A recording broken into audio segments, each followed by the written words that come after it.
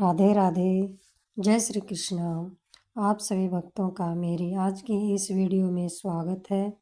आज की वीडियो में मैं अगन मास में पड़ने वाले गुरुवार की बहुत ही सरल पूजा विधि बताने वाली हूँ।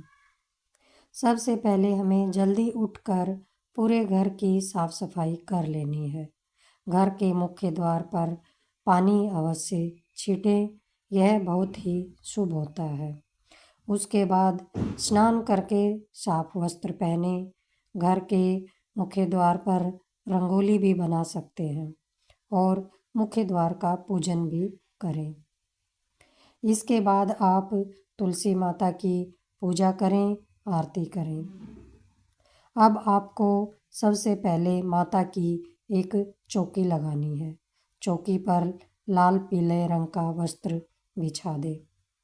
अब एक कलश में शुद्ध जल भरकर उसमें थोड़ा सा गंगा जल मिला लें।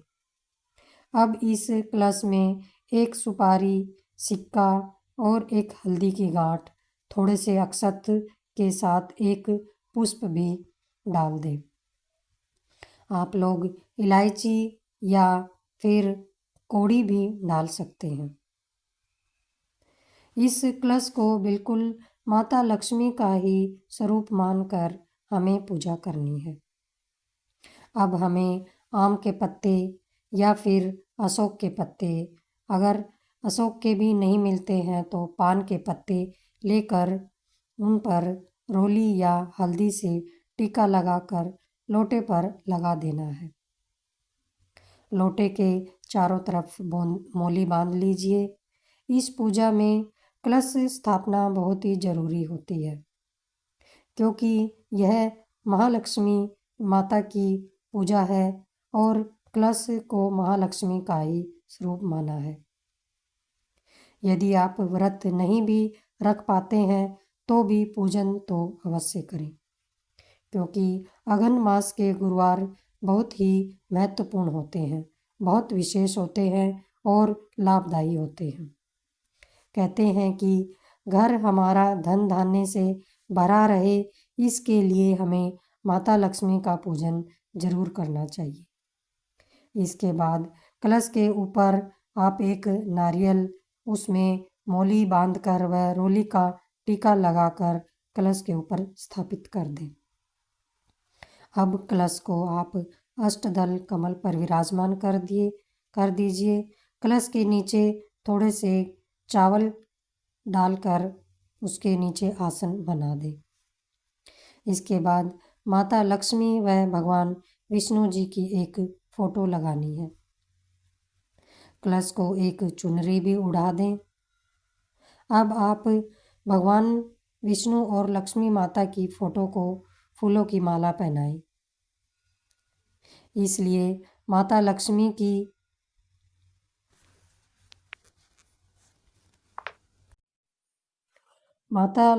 की पूजा हमें हमेशा गणेश जी या भगवान विष्णु जी के साथ ही करनी चाहिए, क्योंकि माँ लक्ष्मी को चंचला बताया है।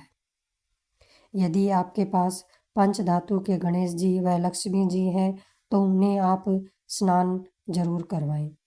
यदि गणेश जी भी नहीं हैं तो भी आप सुपारी से भगवान गणेश जी को विराजमान कर लें।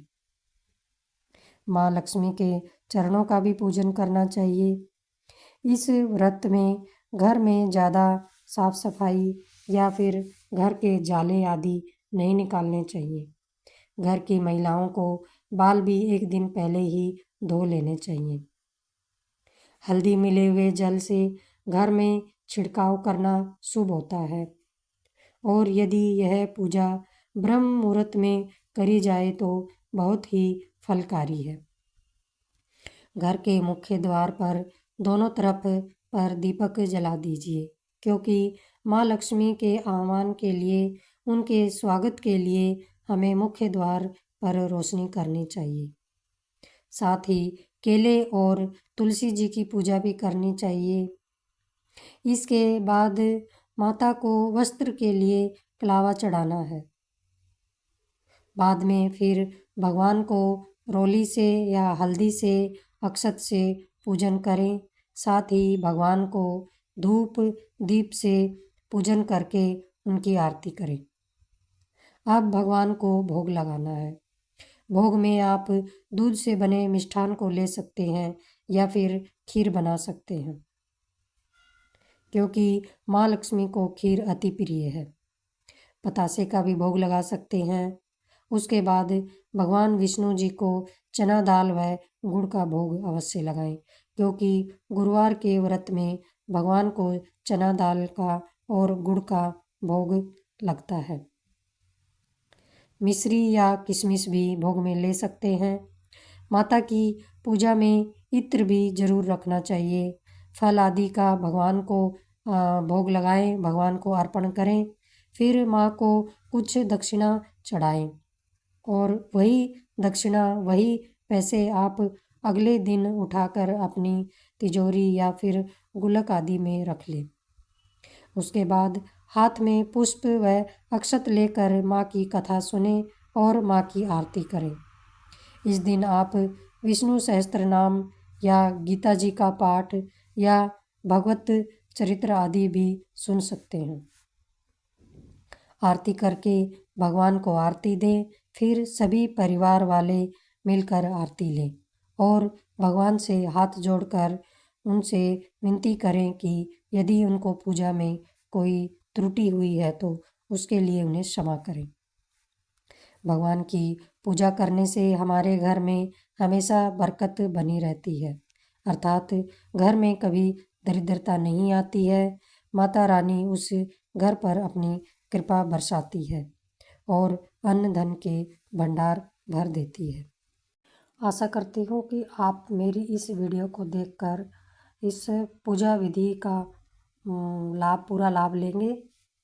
इसलिए आप सभी मेरी इस वीडियो को अवश्य देखें और यदि मेरे चैनल को सब्सक्राइब नहीं किया है तो सब्सक्राइब कर लें और कमेंट करके अवश्य बताएं कि यह वीडियो कैसी लगी। राधे राधे।